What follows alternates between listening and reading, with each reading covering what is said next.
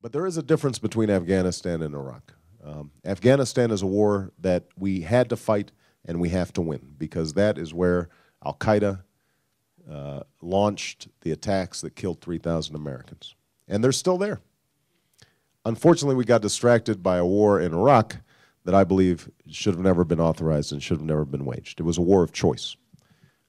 It was a huge miscalculation, a strategic blunder on the part of this administration. Violence has gone down substantially because of the great efforts of our military and because the Sunni and the Shia have made a decision to put down their arms for a while. And because we're paying them, right? No. I mean, we have hired a bunch of folks who were previously fighting us.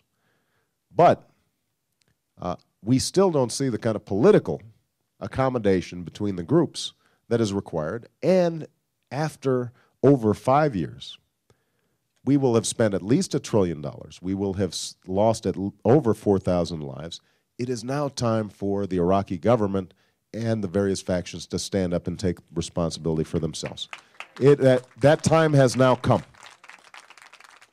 especially when you find out that the Iraqi government, because their main revenue, their only revenue source is oil, ended up with a $80 billion surplus this year, $79 billion surplus, and they've got that money parked in New York banks drawing interest while you, the American taxpayer, are paying for reconstruction in Iraq.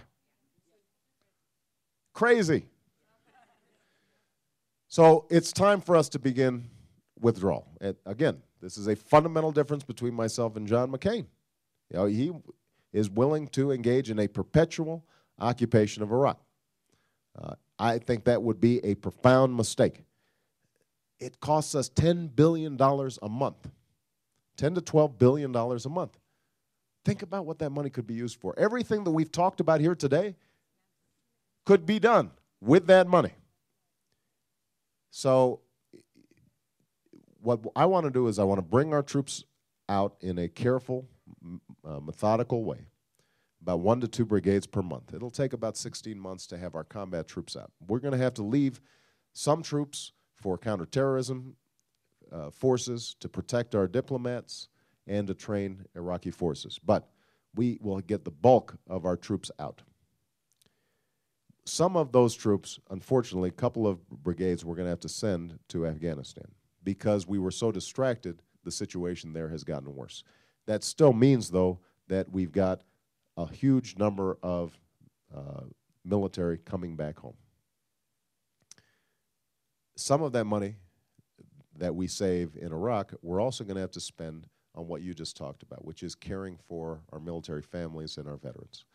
So the way we do that, number one, screening for everybody who's discharged for post-traumatic stress disorder, giving them the mental health services that they need.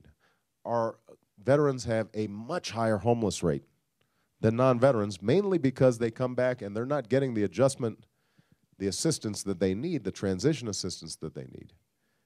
And so they start self-medicating, they're drinking, they engaging in other forms of substance abuse. And so we've got to have those services available.